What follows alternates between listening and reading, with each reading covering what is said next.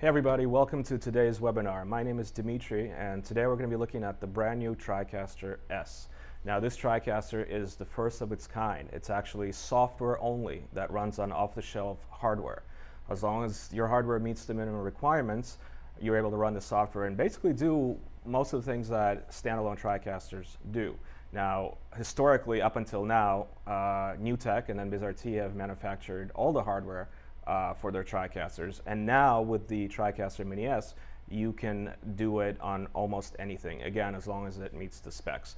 So today we actually have an Asus laptop, and I'm going to be controlling this myself. So actually what you're looking at right now, this whole show is being produced on this laptop using the Tricaster Mini S. What you see behind me is the output of my screen, and what you see on the sides is what you're watching right now that's being recorded live. So let's go ahead and take a look at the setup that we have back here. So we have, there it is. So this is the interface of the Tricaster, and this is the laptop that we're looking at.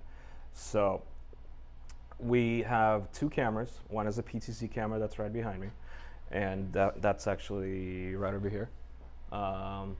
And then, well, actually, I'm probably going to need to switch to the other camera in order to show you. So we've got this PTZ camera here. It's pumping out NDI. Then we're using a Sony FX3. That's why the shot looks so beautiful. That's coming out HDMI and going to a Spark Connect, which are still really good, taking the HDMI signal and converting it to NDI. Then, of course, we have another Spark that's capturing the interface of the Tricaster, which is right over here, so you can see that. And last but not least, we have another laptop that's running PowerPoint that's running the NDI Tools software, allowing you to capture the screen without any outboard hardware. Now, in a corporate setting where you have a lot of PowerPoints going on, this is a game changer because you can have multiple people with laptops all in a conference, all putting out their presentations without having to rely on outboard gear, converters, so on and so forth. So we can go ahead and go to that and show you the PowerPoint, which is right over here. It's just your basic PowerPoint. Everything's high quality and real time. So let's go ahead and dive in. I guess we can talk about how we're going to configure this and all the settings. So we're going to go ahead and go to the interface of the Tricaster. And by the way, also, if you want to go ahead and download the software that I was telling you about, it's called NDI Tools.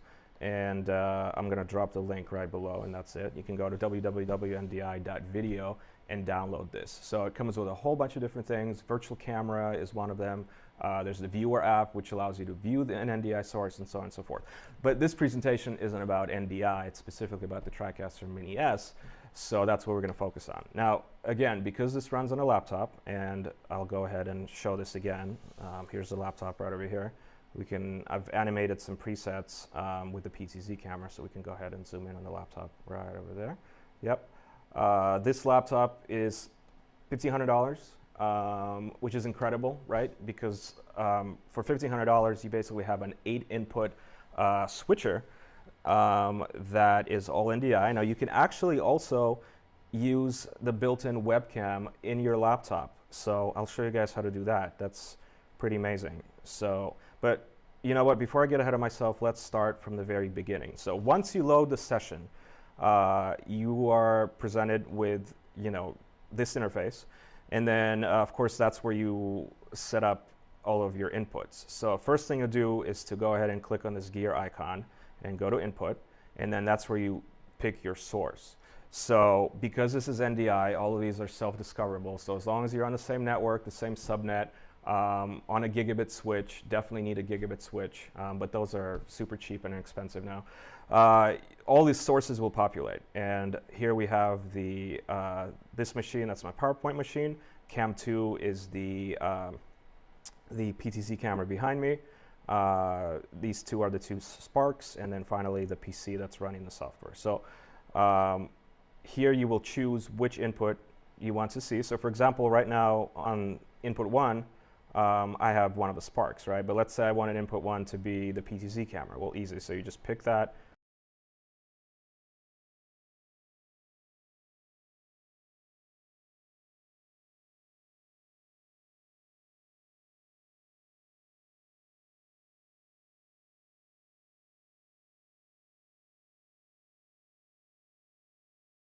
There it is. Okay, so now we're back. So I'm going to go back to my camera over here again, and I can probably do a little picture-in-picture as well, so you can see me while I do this. So you can set up a picture-in-picture by utilizing the DSK, right?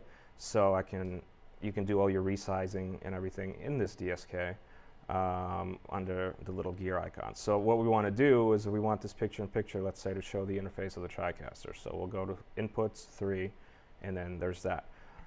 Or what we want to do is actually go to, so we'll go ahead and fade that out, and we want this to be our camera. So you can see me, there I am, and you can see the interface of the Tricaster. So anyway, so the PTZ camera has controls, right? So there's an option here, PTZ, and all of this is configurable, and you can actually control the camera directly from this interface. Now, if you have a control surface, right, where you have tactical buttons and you can actually push buttons and stuff, it'll most likely be a joystick, and it'll be a lot easier to control a PTZ camera. You can really use 8 cameras if you wanted to. Again, this machine has 8 inputs and 8 inputs and 4 mix outputs. So you can assign things as you would like. So if we go to the PTZ camera, let's say, right, go back to the interface, which is this right here, we can control it like so. And then these presets here, click that, see the camera zoomed out.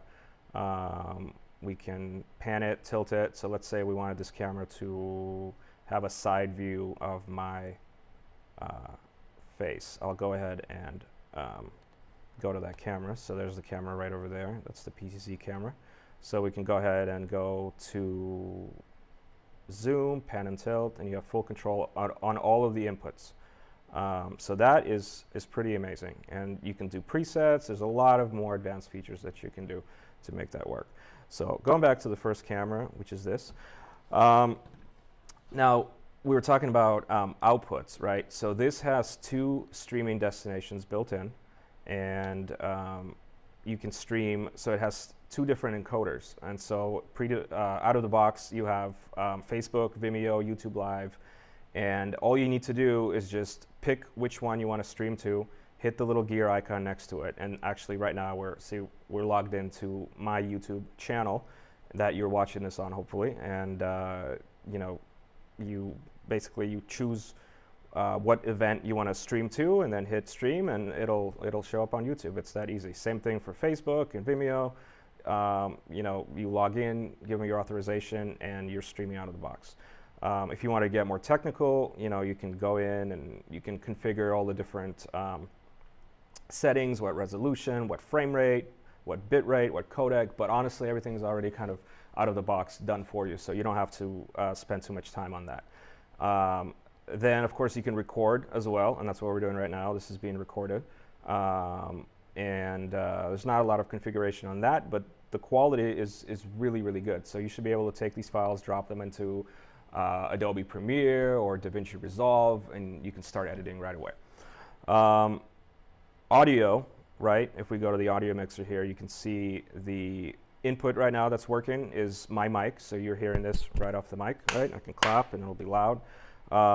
And then all the inputs as well have audio. Now, another amazing feature of this is that it actually supports Dante, right? Which is an audio over IP protocol, which is extremely, extremely popular. It's popular in live events, it's popular in corporate, it's popular in broadcast.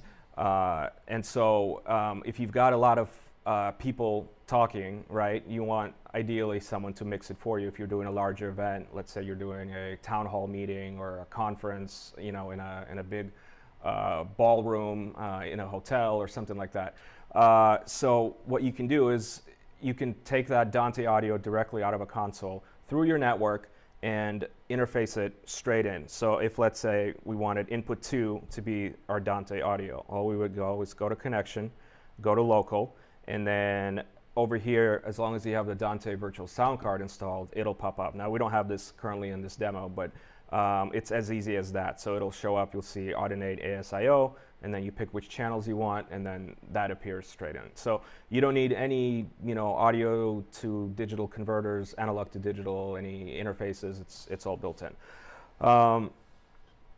Let's see, what else can we really talk about? There's 2 DDRs here, right? And these DDRs are able to play video, just your standard H.264 video with no problem. You can load it in.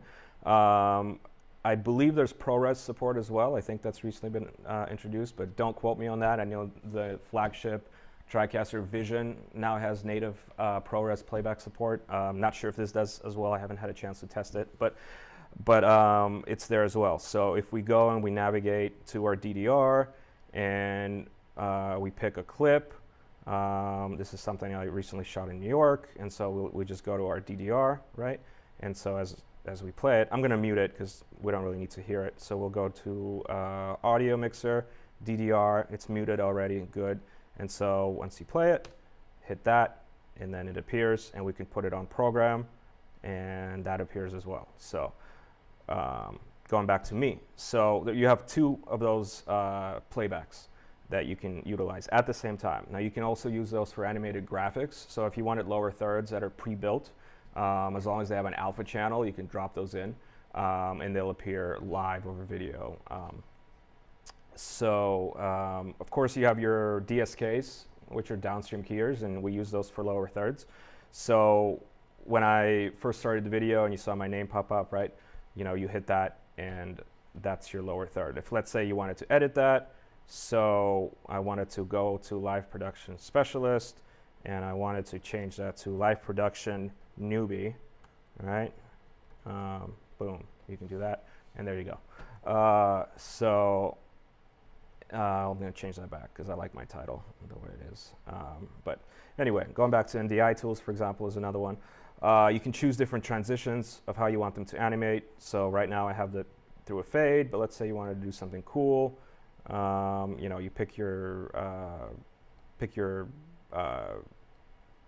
transition here. So expand, be over, let's say. Let's try that one, see what that looks like. And then there it is. Yep. So you've got little animations going on over there. And that's pretty much it for now for this first look at the Tricaster Mini S. We're going to be coming out with a lot of other videos. We're going to dive deep into all the other features. But if you're looking for an out-of-the-box solution that'll run on your existing hardware or inexpensive hardware, again, such as this laptop that we already saw, it's just a $1,500 Asus laptop with a built-in graphics card. This is definitely the solution.